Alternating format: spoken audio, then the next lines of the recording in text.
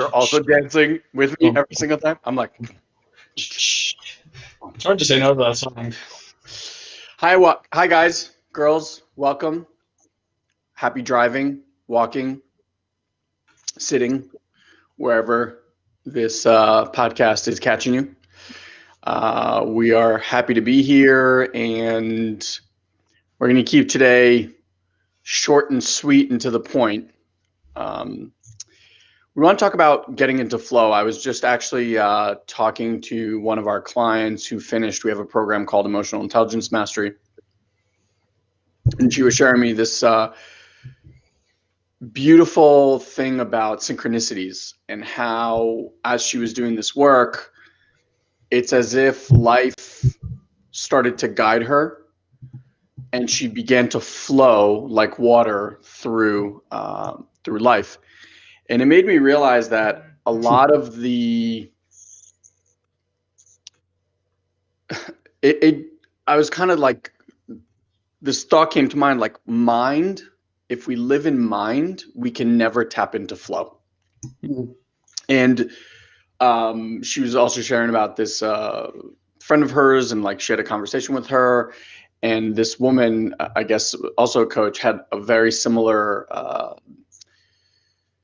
kind of style that we used to have, that very like, what do you want to do and when are you going to do it, and like that very kind of like pure masculine mentality, which is awesome. There's a time and a place for all of that. And I was just saying, like, wow, we're in such different place. The thing that I want to talk about today is like, if you're going about life in that way, you've basically disconnected yourself from flow.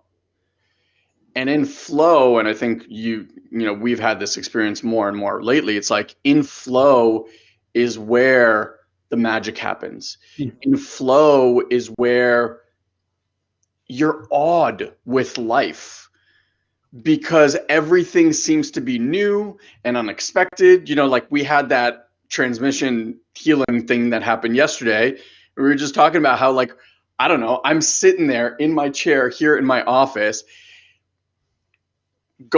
fall into some void, have a kaleidoscope of colors, all this stuff is moving through my body, and a part of me, like some part that's still kind of like in that awake state, is like, this is so fucking cool. Like, I couldn't believe that this was happening. And I just know that these people who, we've met, our mentors and healers, and the clients that we're doing and the programs that we're running, and like, none of that stuff would have happened if you and I sat even 3 years ago, right? Like, right, your 1 year plan, your 5 year. If we sat, there's no fucking way we would have even had enough anything to like come up with writing that stuff, because your mind can only go after the things that it has building blocks to build from. So there's no room for magic. There's no room for unexpected. Like, this girl just ended up in some town that she'd never even heard of, and like all of a sudden she's there, and it's so profoundly beautiful, and there's all this energy and vortexes and things like that, and she's like, and I'm like, yes, that experience of life is just so juicy. Can I cut in here for a second? Yeah. What you're making me think of is like the mind is like an anti-spontaneity machine, because it likes to think it likes to plan, so it wants things in a certain way. And if spontaneity happens when we're invested through linear thinking in mind, we actually get quite upset about it. We're like, this isn't part of the plan, right?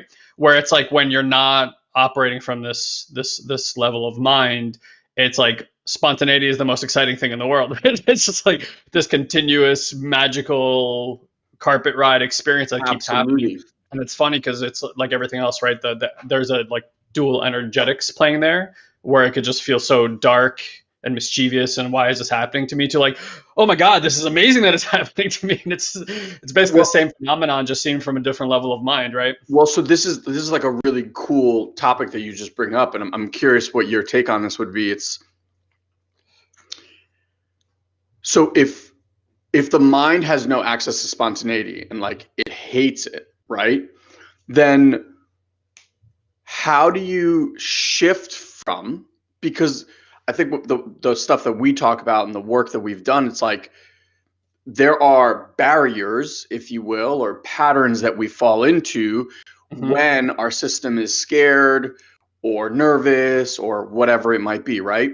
And spontaneity to the mind, because it is unknown, brings up all of those patterns. So it almost like it's the barrier from living in that place. So I think this is a cool conversation to have. Like, how do we shift from, or what's that level that one gets to go to where spontaneity becomes exciting and fun and like childlike wonder versus like, I don't know what the fuck is going to happen. Yeah. So what's coming through for me about that is, again, it's like, where are you viewing life from? If your life is lived in the mind, which is where most people are, localized awareness back here, then again, it's like, this is going to pull from the books, from what you've heard, from your lineage, from society. Here's how it's supposed to look when you feel good, success, blah, blah, blah. By the way, most people are not successful or feeling good, so don't follow their templates. Right? But most of us are trying to do that. So it's like the mind, again, it's like things don't seem to arise spontaneously in the mind. Like, people have thoughts that seem to come out of nowhere, but generally speaking, we're mulling over like this 90%, 95% of the same thoughts we've had before. So it's not really spontaneous in nature. However, I will say your average person does probably feel like their emotions or their felt sense of their body is spontaneous all the time. You wake up in the morning, you feel good. You wake up in the morning, you feel bad. There's like a spontaneity to the way that energy is moving in the body and how we're experiencing emotion and felt sense. So if you're committed, or you've been trained to, which is probably more accurate, you've been trained to live in the mind, then spontaneity is like, but if you're training yourself to bring your awareness down to your body, unlocalized from the mind, so to speak, right, and just kind of like live more in this awareness, then it's like you're actually in the flow with the spontaneity of the body. And I think where people get frustrated maybe in the beginning of that is really that movement, because it's like, I'm not ready to quite trust all the way this flow, because it doesn't seem like there's enough evidence that it's going to support me, take care of me, bring things that I want, bring circumstances that I want. They're so used to like, I got to do it myself. I got to go through this process to get there. It's got to look like this to make money. It's got to look like this to be healthy. It's got to look like this to be happy, where it's like, honestly, what you're looking for in life is a function of the vibration in your body, and then how this holographic experience is relating to that vibration. So if you can get in flow into the trust level with this spontaneity, suddenly the spontaneity is like, this is awesome. Things are changing all the time, and I'm really, really enjoying myself, and I'm watching reality reconfigure and reorganize itself around this feeling in the body. So I really just think that transition is kind of like, it's learning how to trust that system so much, instead of like, I got to create my own safety. It's like, no, there is just safety, and I get to flow inside of that energy. Yeah. Two things come through. One is this, if someone okay, let me back up. The mind judges certain sensations that we have. The reality of it is, though, that the sensation of excitement and the sensation of being scared are very similar from a sensation standpoint, right? Like, your heart quickens, you might get a little bit sweaty, you might get like a little bit shake, or that like feeling in your stomach. Right. But you feel the same way if you're super excited or you're really, really nervous. So what's the one calling the shots? Is the mind is the one that's going to look down, assess the situation, and go, oh, that sensation, that's fear. That sensation, that's excitement. Right.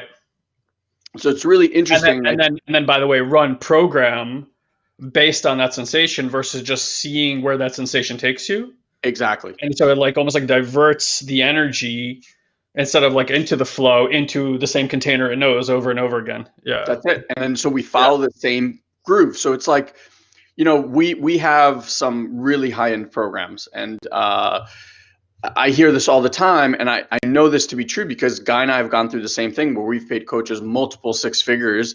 And I got to tell you, like when you put your name on the dotted line and click the let's do this button, you know, whether virtual or in person,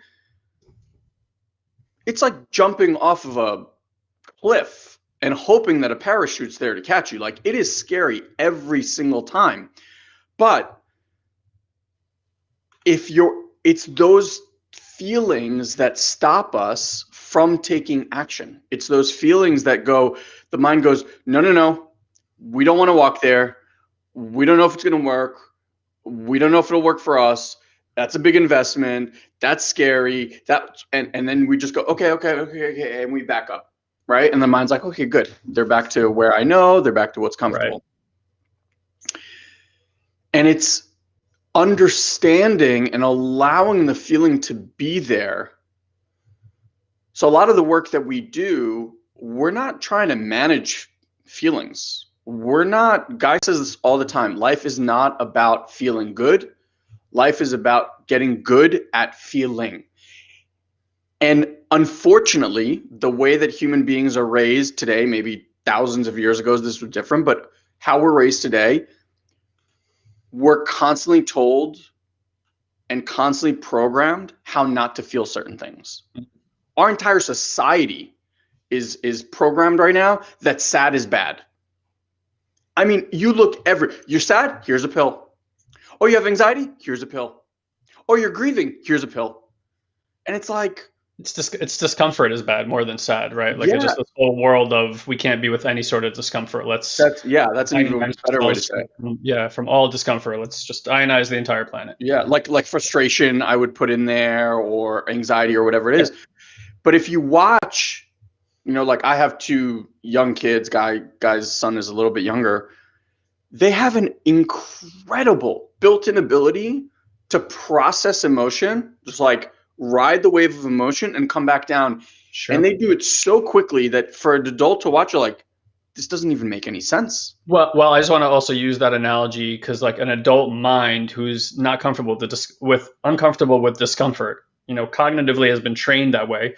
When you see a child emoting, there's a part of you that's actually in stress watching the child emote naturally and the way it's supposed to be. And then a lot of parents will try to stop what's happening, divert the attention, give them something, right? And lo and behold, we wonder why we have addictions later on because that's the programming. It's like, oh, you're sad, here, take this. Oh, you're sad, no, candy, be quiet. Oh, you're sad over here, let me turn on the TV, give you this, right? Like because again, it's like it's our discomfort that we're really dealing with, not their discomfort. Because if you just give a child presence and sit with them, they go through their motions, like things happen, and I can't tell you I'm perfect, but certainly I watch it, and there's times where I can be with whatever's going on, and there's times where I'm like, this shit's been going on for quite some time. You know, here's this thing, right? But like that's where we're learning this stuff. And so it's not about the child and operating, and this is your inner child and how your inner adult manages your inner child just the same way. So it's such a beautiful analogy where it's like, if we can learn to be with our own discomfort, we can learn to also raise much more emotionally intelligent children. Yes. So that is exactly, you know, like Guy, you said such a beautiful thing. It's like using that interaction, let's just use kids in this sake, as the mirror. So it's not like the kid is doing anything to me, right? The kid is having his normal response, his or her normal response. That response is making something in here go in. Yeah. It doesn't like that thing. That thing, for whatever reason, because the way we were brought up, doesn't make sense, doesn't feel good, whatever. And this is where human mind goes. It goes, I need to fix this.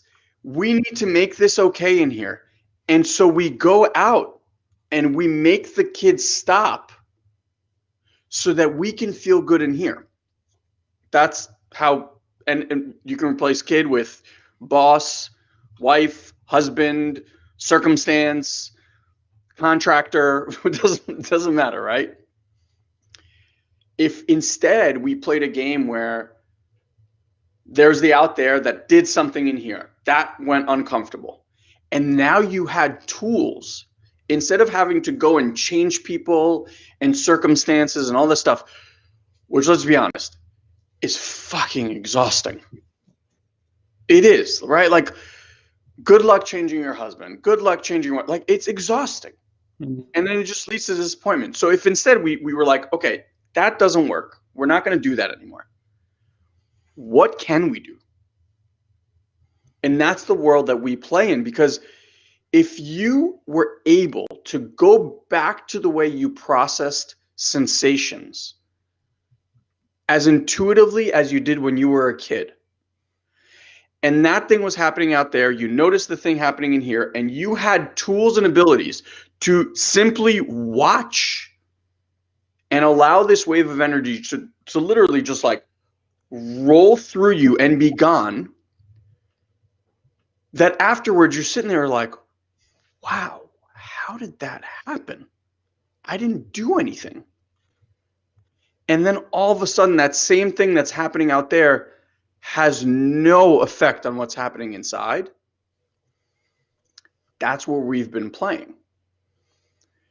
And I have to tell you, it's the simplest thing we've ever done.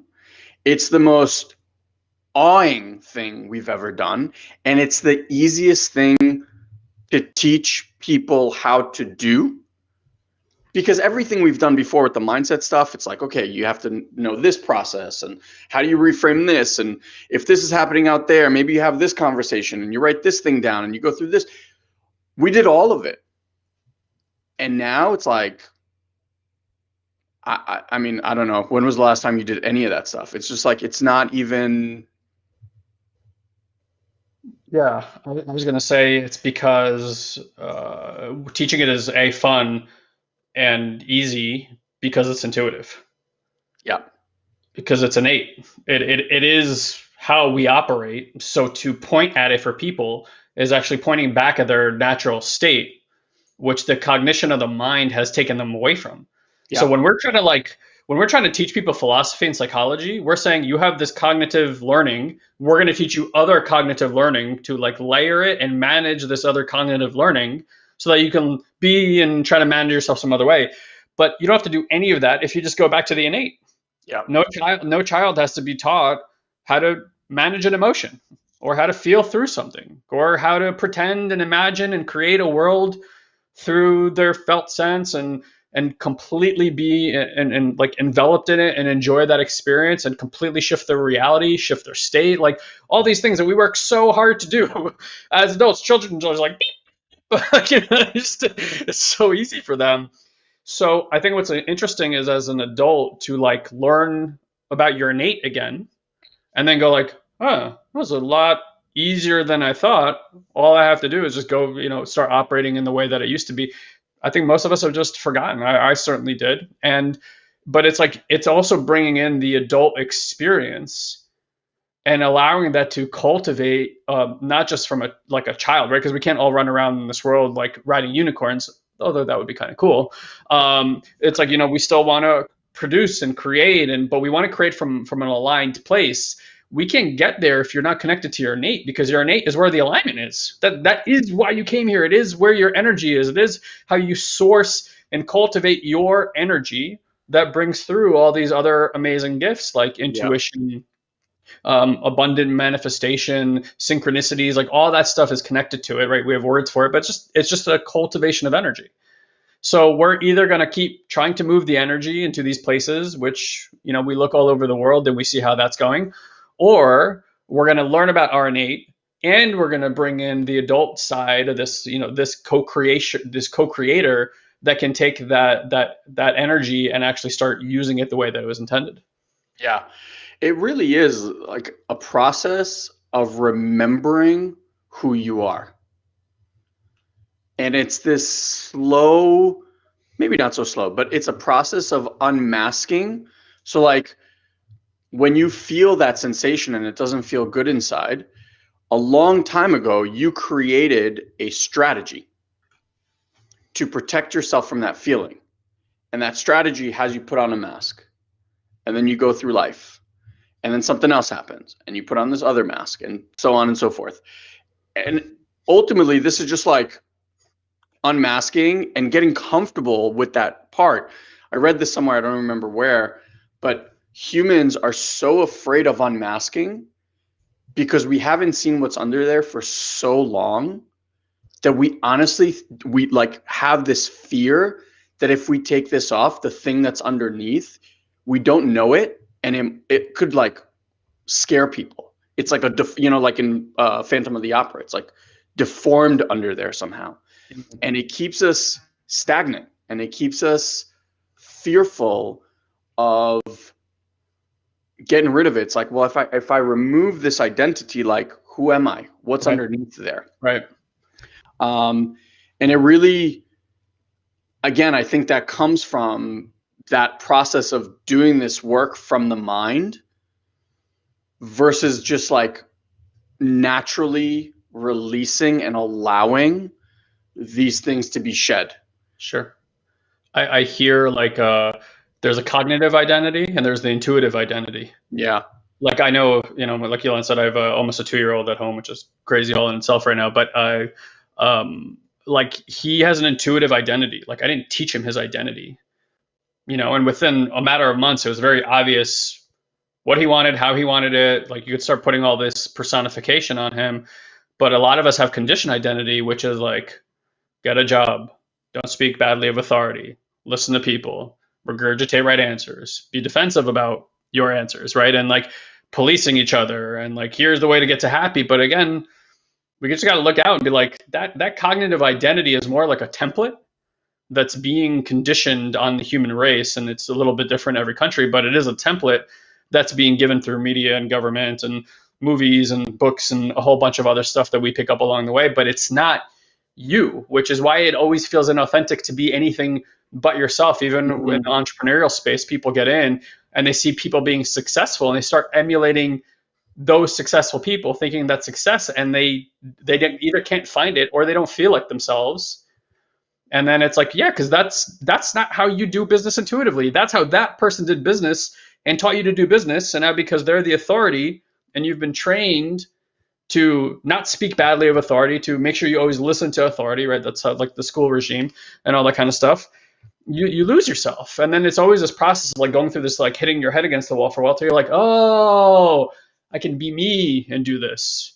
Yeah. And it's always that same lesson over and over again. So we might as well start with a type of work that is not about creating some kind of achievement, but is just about literally just resetting the foundation so that when you want to achieve something, you can achieve it from the foundation of, I know who I am. Intuitively and innately, I know who I am. Now let me go create something instead of let me go create something so I can find out that that's not who I am, to try to come back to my intuition. Yeah. It's, if you've ever been around someone who is trying to prove to everyone else how good they are, how smart they are, how much of a winner they are, etc. And we're guilty of this. And we're guilty of this as much as anybody. Totally. Sure. Like my whole pattern was I had to win because I thought I was a loser. So I'm curious, just from your own standpoint, like when you're around those people, think of someone like that. Shouldn't be that hard. There's someone in the news right now. It makes you like, it brings something up inside of you, right? It's this like neediness to be something. And usually that stems from someone not knowing who they are, certainly not loving who they are, right? And like incessantly needing external approval for everything from everyone and everything. Yeah. We don't want to be around those people. Like it's just a weird energy. You're like, they're trying too hard, or like, why are they being this way, or whatever. So if you're, say, trying to build a business, right? Like say you're a coach, as an example, and that's the energy. Your energy, even if you didn't know this, but the energy behind what you're doing is, I need to prove that I'm a good coach, with the best of intentions, right? Like you want to be the best coach that you can be. But if the underlying piece is that, you're actually going to push the people that you really want to work with away because they don't want to be around that energy. Sure. Conversely, if you're grounded and now there's a not cocky, but like a centered, embodied, aligned confidence where you no longer need or seek anyone or anything's approval. We are drawn, we are magnetized to those kind of people. That is the most sexy quality, is when someone has that, right? Now, you tell me, that person sitting there doing seemingly nothing is going to attract more people to them than the one that's out there like going out and trying to prove to everyone something. Yeah. Agreed. It's So a completely different place to be. Yeah, Taga wrote, finding the intuitive me has been a bigger struggle than I anticipated. And I just want to retort that I would assert that the reason for that is if you try to learn about your intuitive through understanding, through the mind, it's going to be a struggle. It's like you're trying to understand how to be yourself, right? And you see this all the time. People travel the world. Oh, I'm going to go find myself, but they're doing it from here. Yep. They're not coming back to the felt sense response of the body. We're not saying to get rid of the mind, not to confiscate the mind. We're actually saying that we get to come back down to the body where the heart is. There's some really interesting research coming out right now that patterning that neuroscience thought was coming from the brain is actually coming from the heart. We already know that your stomach sends up 9 times the amount of signals that your brain sends down to your stomach. So it means nine signals up, 1 signal down from the brain. So the brain and the heart are actually informing the brain, and the brain's doing things with that and making decisions based on programs that it has. But it's getting all the attention, right? It's like the president. It's like everyone listens to this thing, and it's like if it has the final say. But it's actually not the design of the human body. It's not the design of any animal. Like your dog and your cats don't have that same level of cognition, right? They're using a completely different felt sense. Just because we have developed this very advanced brain doesn't mean that we've lost all these other things. But when we have lost, because they've been conditioned out of us for the most part, then we are relying on just a single system, and we have all these other systems that can greatly, and in our opinion, much better inform you about how you get to live your life, what you get to do with your life, what gets to come into your life, how life is actually generated, because the source is not here.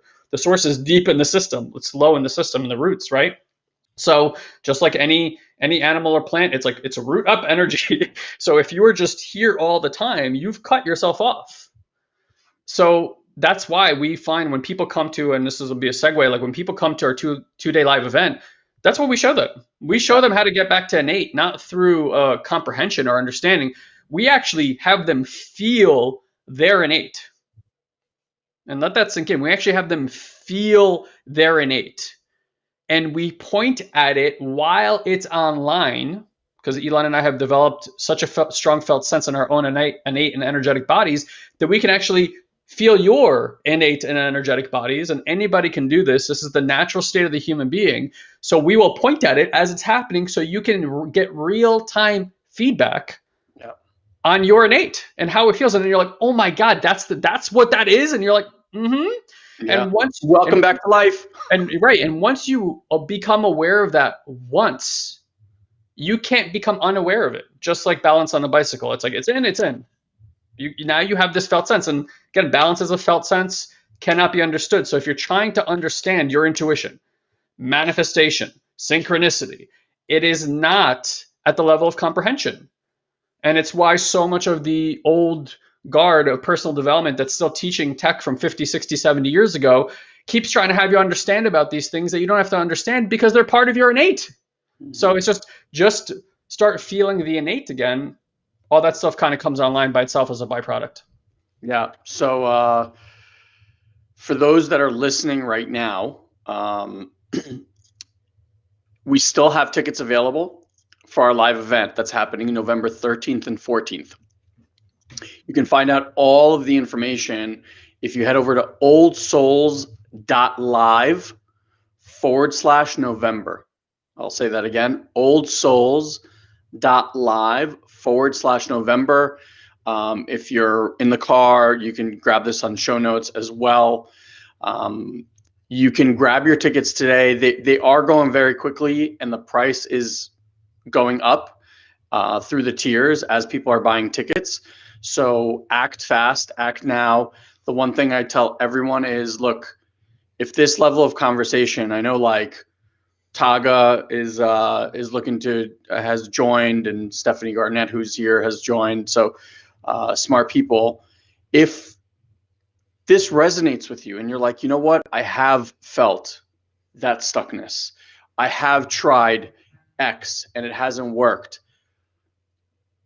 Maybe it's time to just try some new tools, like go in a different direction. Because again, this is so different than what's being taught by 99.9999999% of people out there. Every one of those people is kind of still stuck in that old, I'm talking like 50, 60, 70-year-old technology that the Tony Robbins of the world have been touting. And it doesn't mean that it's not good. It just means that it has limitations. And if you follow us here at Satori Prime, if you follow our podcast, if you're in our Facebook group, Old Souls and Seekers, you're probably someone that's gone through the same struggles that we have, where you've invested a lot of time and even money, and things are still feeling a little bit stuck, or like, I should be a little farther along. Come and find your own intuitive healing method. Tap into that place inside, and you won't need to search for answers in books. You won't need to follow gurus. You won't need to do any of that stuff, because you'll have the innate wisdom unlocked inside of you. And if you don't believe that your investment in this program was absolutely game changer, get your money back. Get your money back. We offer this all the time, and I'll tell you how many people have asked for a refund. This many. And if you can't see me on video, 0. Because this stuff is tried and tested. It's cutting edge. It works. It's simple. You will have an experience like no other. So trust whatever part of you is wanting to move forward and say yes.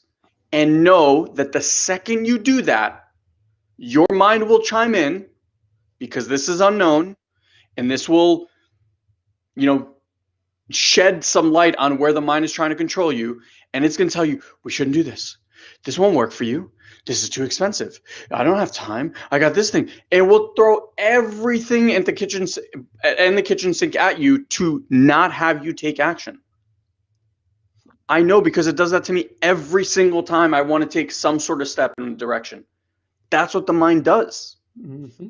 So listen to the deeper essence, higher soul part of you. Trust that, because it never leaves you astray. And even if you show up and this wasn't the best thing for you, you got nothing to lose. 2 days. It's coming up next Friday from the launch of this podcast, our intuitive mind event. We love it. It's one of our favorite things to do. This is our 3rd round of it. The results thus far have been, honestly, even jaw-dropping for Elon and myself. We've even had a few repeat people come through the program, and it's not like that's the difference. This is not like doing certain forums or other things that you've done and you're like, okay, I know these distinctions. That's cool. Let me dive in then again, because there's different things going on in my life. It's not like that. You can come to this thing 500 times, 500 different experiences. And it's not because we recreate the work. Yeah, it's because energetically, your body, your system, your innate is ready for different things, and we'll just move different things. So a lot of times we aim this energy at healing, but you can aim this energy at anything. At wealth, health, relationships, it doesn't matter. It's just connecting back to that source energy. From that one energy, anything is possible. So the whole universe came to be from one energy, an embryo comes from one energy. Everything comes from one energy, but it gets sourced and created into so many different things. So we can stop learning about these other million facets. Get to the source, turn on your innate, or get back, into the awareness of the innate. That's it. We love you. Love you. We'll see you guys at the event.